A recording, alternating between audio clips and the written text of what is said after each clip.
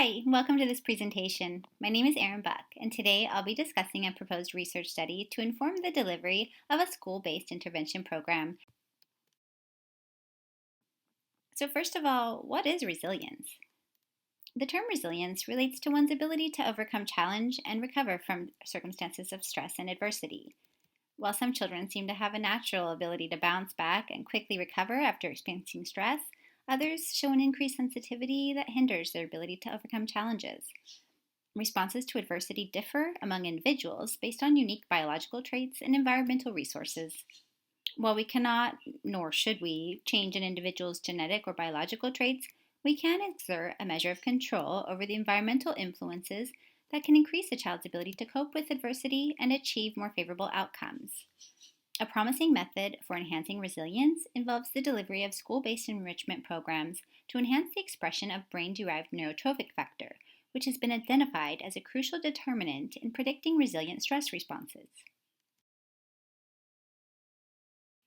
To help illustrate the need and purpose of this research, I'm going to refer to a well-loved parable that states, "The same boiling water that softens the potato hardens the egg."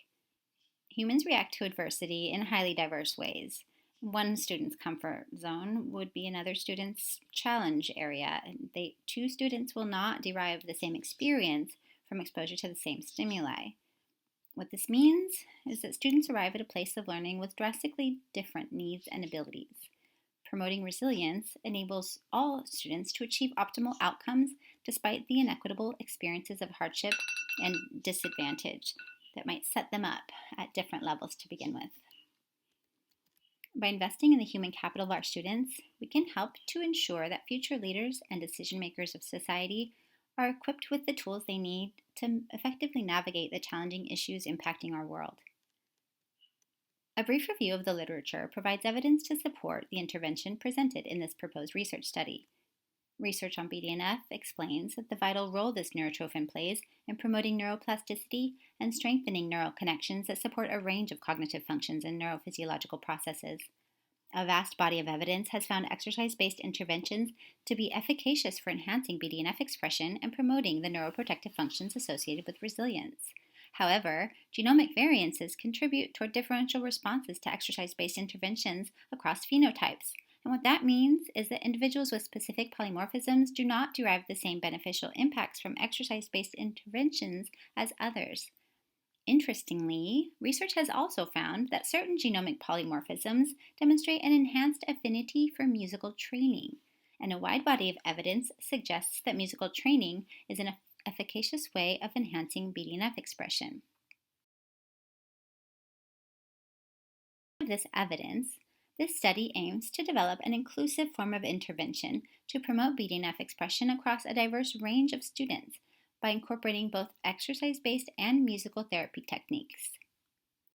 We'll be applying the use of an intervention mixed methods approach, which is demonstrated by the use of various methods of data collection at different stages of the research process in attempts to evaluate a proposed intervention. Using a grounded theory approach will provide us with the means to generate ideas and build upon previous research to inform our study. Qualitative exploratory data will be obtained through pretrial interviews conducted with teachers, parents, and participants in order to learn about the views, expectations, and beliefs each participant holds prior to conducting the intervention, and to identify potential extraneous variables that might influence the study and guide the intervention techniques and protocols based on the needs and preferences of participants. The use of quasi-experimental research will provide us with quantitative data that will allow us to examine the impact of the intervention based on students' salivary concentration levels of brain-derived neurotrophic factor before and after participating in the intervention.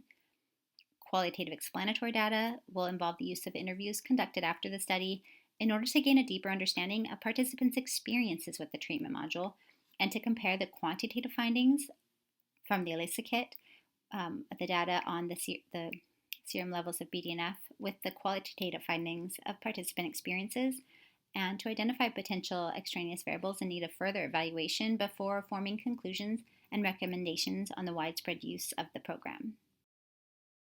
The proposed study will employ a sequential design by collecting data in phases, beginning with qualitative data, followed by quantitative data, and then again qualitative data.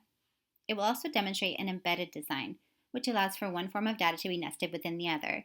In this case, the quantitative data is nested within the larger qualitative framework. The use of a mixed methods design in the proposed study provides the means to complement, develop, expand, and triangulate the data obtained through the research. The study will be conducted in accordance with the standards outlined by the APA Code of Ethics. Additionally, as the study involves human participants, adherence to the common rule standards will also be applied throughout the duration of the study. Ethical issues arising early in the research process relate to issues such as acquiring approval from institutional governing boards and obtaining informed consent from research participants. And in this case, it's going to require that we obtain consent not only from the legal guardians of the participants, as they'll be minors. We also need to make sure that the kids are okay with the research. We need to explain it in terms that they can understand and obtain their approval as well. Ethical issues arising during the course of the data collection phase involve the need to maintain awareness of sensitive issues related to sample populations and ensuring respectful engagement with the populations. Issues arising in the reporting of the data might involve efforts to identify and reduce the influence of researcher biases and worldviews that might impact our interpretations of the research. During the publishing stage, we must maintain awareness of our worldviews and biases that could impact the way that we report information. We need to be careful not to inadvertently portray participants in a manner that can contribute to negative stereotypes or disenfranchise vulnerable groups. Additional issues involve the need to maintain participant privacy and confidentiality throughout the duration of the study and to conduct member checking to ensure that participants approve of the research before we publish. Lastly, the study will demonstrate the fundamental guidelines outlined by the APA Code of Ethics by helping to address an issue impacting vulnerable populations.